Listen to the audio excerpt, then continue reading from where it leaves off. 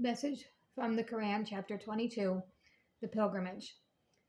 In the name of God, the Lord of mercy, the giver of mercy. People, be mindful of your Lord, for the earthquake of the last hour will be a mighty thing. On the day you see it, every nursing mother will think no more of her babe. Every pregnant female will miscarry. You will think people are drunk when they're not. So severe will be God's torment. Yet still there are some people who, with no knowledge, argue about God, who follow every devilish rebel fated to lead astray those who take his side and guide them to the suffering of the blazing flame. People, remember, if you doubt the resurrection, that we created you from dust, and then a drop of fluid, and then a clinging form, and then a lump of flesh, both shaped and unshaped. We mean to make our power clear to you. Whatever we choose to remain in the womb for an appointed time, then we bring forth as infants, and then you grow and reach maturity.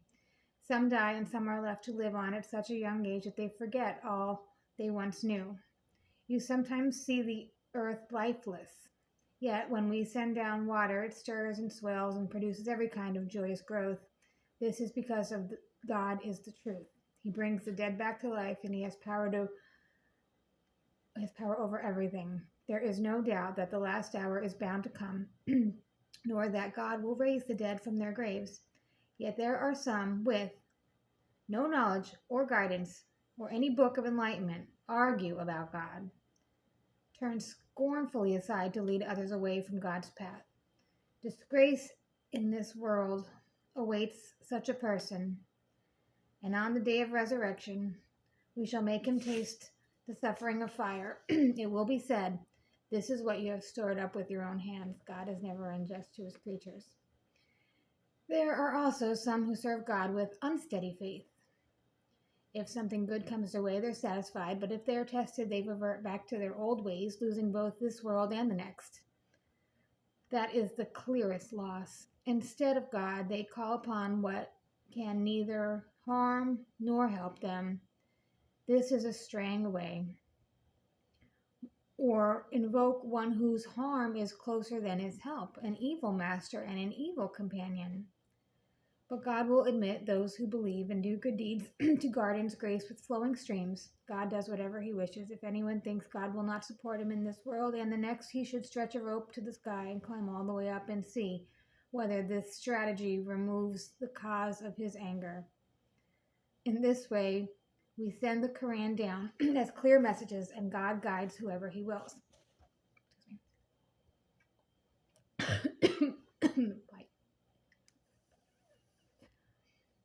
As for the believers, those who follow the Jewish faith, the Sabaeans, the Christians, the magicians, and the idolaters, God will judge them on the day of resurrection. God will witness all things.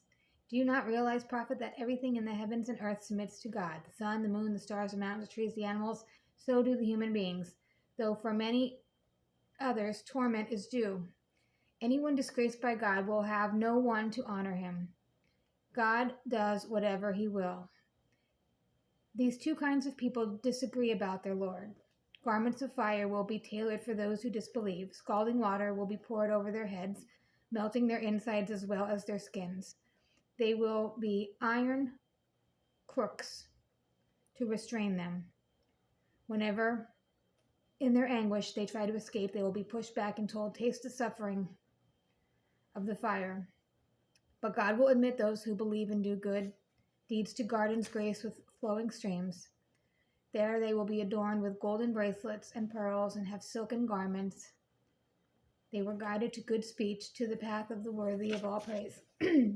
As for those who disbelieve and bar others from God's path and from the sacred mosque, which we made for all people, residents and outsiders alike, who try to violate it with wrongdoing, we shall make them taste a painful punishment. We showed Abraham the site of the house, saying, "Do not assign partners to me. Purify my house for those who circle around it, those who stand to pray, those who bow and prostrate themselves.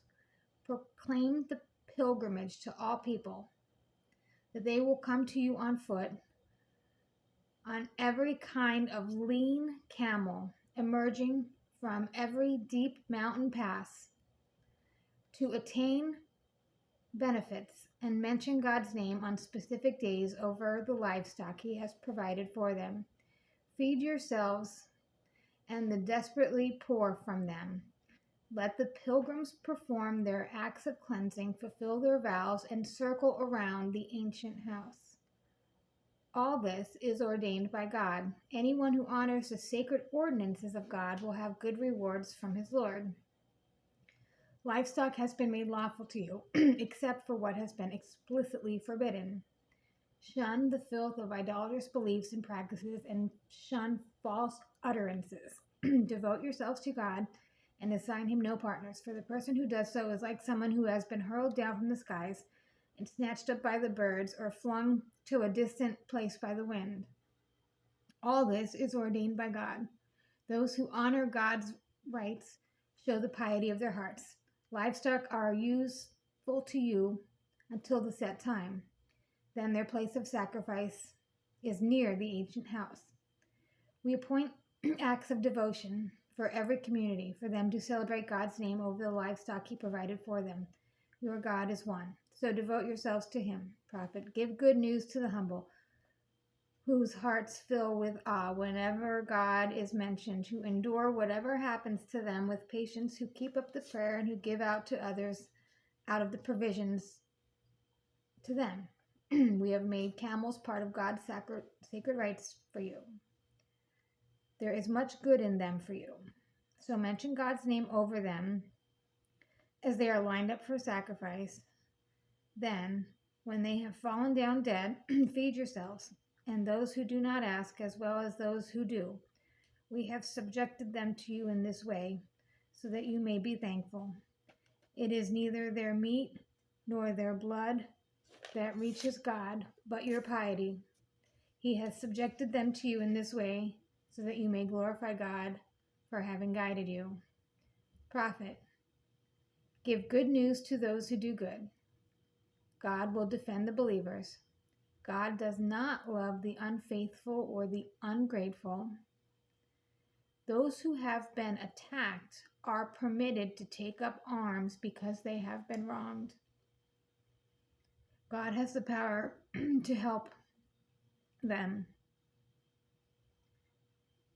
I'm not sure I can finish this because I was just attacked. My assailant's trial is today, and I'm not sure I can go on. Hold on, because I want to keep these videos under 10 minutes.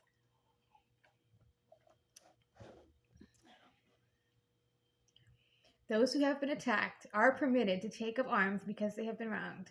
God has the power to help them. Those who have been driven unjustly from their homes. Okay, that was me too. Okay. Those who have been driven unjustly from their homes only for saying, "Our Lord is God." If God did not repel some people by the means of others, many monasteries, churches, synagogues, and mosques where God's name is much invoked would have been destroyed. God is sure to help those who help his cause. God is strong and mighty, and those who, when we establish them in the land, keep the prayer, pay the alms, command the right, forbid the wrong. God controls the outcome of all events. If they reject you, prophet, so did the people of Noah before them, and those of Ad and Thamud. Abraham, Lot, Midian, Moses too was called a liar. I gave the disbelievers time, but in the end I punished them. How I condemned them. How many towns steeped in wrongdoing we have destroyed and left in total ruin. How many deserted wells, how many lofty places have these people of Mecca not traveled through the land with their hearts to understand and ears to hear? It is not people's eyes that are blind, but their hearts within their breasts. They will challenge you, prophet, to hasten punishment. God will not fail his promise. A day with your Lord is like 1,000 years by your reckoning. Too many a town steeped in wrongdoing. I gave more time and then struck them down. Everyone returns to me. Say, prophet, people, I am sent only to give you a clear warning. Those who believe and do good deeds will be forgiven and have a generous reward. But those who strive to oppose our messages and try in vain to defeat us are destined for the blaze. We have never sent any messenger or prophet before you, Muhammad, into whose wishes Satan did not insinuate something. But God removes what Satan insinuates, and then God affirms his message. God has the knowledge to decide. He makes Satan's insinuations a temptation only for the sick at heart and those whose hearts are hardened. The evildoers are profoundly opposed to the truth, and he causes those given knowledge to realize this revelation is your Lord's truth, so they may believe in it and humble their hearts to him. God guides the faithful to the straight paths. The disbelievers will remain in doubt about it until the hour suddenly overpowers them, or until torment descends on them on a day devoid of all hope. On that day, control will belong to God. He will judge between them, and those who believe and do good deeds will be admitted to the gardens of delight. Those who disbelieve and reject our revelations will receive humiliating torment. We're not done, but we're over the minute.